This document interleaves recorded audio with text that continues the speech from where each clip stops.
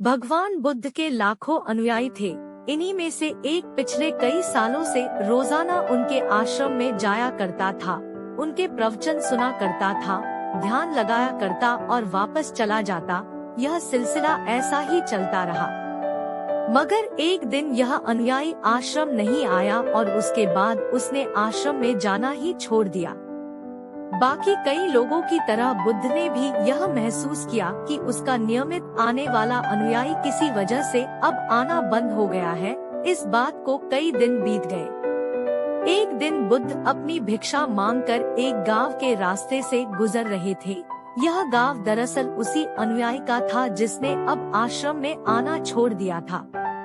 बुद्ध उस अनुयायी के घर की तरफ चल दिए। जब उसके घर के पास पहुँचे तब वह अनुयायी अपने घर के आंगन में कुछ काम कर रहा था। बुद्ध को देखते ही वह उनके पास आया, उन्हें प्रणाम किया और उन्हें बैठने के लिए आंगन के चबूतरे पर चटाई बिछा दी। बुद्ध चटाई पर आराम से बैठ गए और अनुयायी से बात करने लगे। बुद्ध ने पहले उस अनुयायी के स्वास्थ्य के बारे में पूछा और फिर पूछा कि उसके परिवार में सब कुशल मंगल तो है ना। अनुयायी ने कहा कि सब कुछ ठीक है, कोई भी अस्वस्थ नहीं है। बुद्ध ने उससे आगे पूछा, अगर सब ठीक है तो तुमने आश्रम में आना क्यों छोड़ दिया? अब अनुयायी ने थोड़ा सा शर्मिंदा होते हुए कहा, गुरुजी मैं क्या करता? मेरे पास पहनने के लिए सिर्फ एक ही जोड़ी कपड़ा है और वह भी अब जगह से फट चुका है, उसमें कई जगह छेद हो गए हैं। अब आप ही बताइए, ऐसी हालत में मैं इतने सारे लोगों के सामने कैसे आता? बुद्ध ने उसकी तरफ ध्यान से देखा और पाया कि उसकी बातों में पूरी सच्चाई थी और उसके कपड़ों की हालत खस्ता थी। बुद्ध ने मुस्कुराते हुए उस अनुयायी के कंधे पर हाथ रखा और सब ठीक हो जाएगा बोलकर उसे दिलासा दिया और वहां से चले गए। एक बार बुद्ध जब प्रवचन दे रहे थे तो प्रवचन खत्म होने के बाद बुद्ध ने अपने एक धनवान अनुयायी को रोकने के लिए कहा। बुद्ध ने उससे कहा कि वह उनके गरीब अनुयायी को 2 जोड़ी कपड़े भिजवा दे। श्रीमंत अनुयायी ने उनसे वचन दिया कि वह अगले दिन जैसा उन्होंने कहा है वैसा ही करेगा।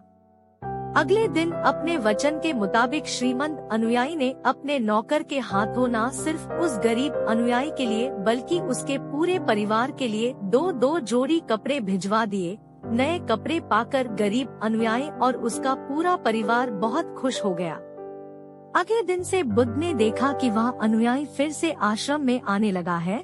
बुद्ध ने उससे पूछा कि अब तुम्हें कोई परेशानी तो नहीं है? अगर है तो बताओ।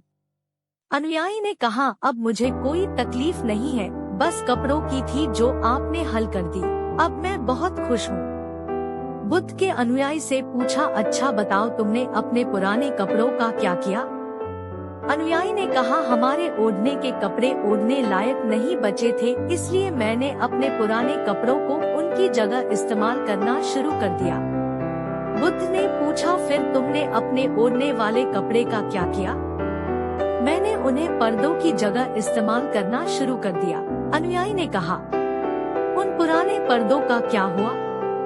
बुद्ध फिर से पूछा, मैं उनके 4 टुकड़े करके चूल्हे से गर्म बर्तन उतारने के लिए इस्तेमाल करता हूँ। अनुयायी बोला, पहले गर्म बर्तन पकड़ने के लिए इस्तेमाल करते थे, उन कपड़ों का क्या किया?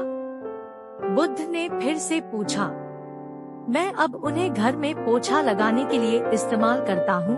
अनुयायी ने जवाब दिया, पुराने पोछे का क्या किया वह भी बता दो। बुद्ध ने अगला सवाल पूछा, वह कपड़ा कुछ भी करने लायक बचा नहीं, इसलिए मैंने उसके तार अलग कर दिए और उनसे दिया की बाती बना ली। इन्हीं बत्तियों में से एक बाती आज इस आश्रम में भी मैंने जलाई है, उसी की रोशनी में हम बैठे हैं। भगवान बुद्ध अनुयायी के जवाबों से बहुत खुश हुए। उन्हें इस बात का काफी संतोष हुआ कि उनका अनुयायी किसी भी वस्तु को अच्छी तरह से इस्तेमाल करता है और हर वस्तु की कद्र करता है। दोस्तों, इस कहानी को उन लोगों तक जरूर पहुंचाएं जो उन्हें आसानी से मोलने वाली वस्तुओं की कद्र नहीं करते और जरूरत से के ज्यादा लेते हैं, फिर बिना अच्छे से इस्तेमाल किए वेस्ट करते हैं या फेंक देते हैं।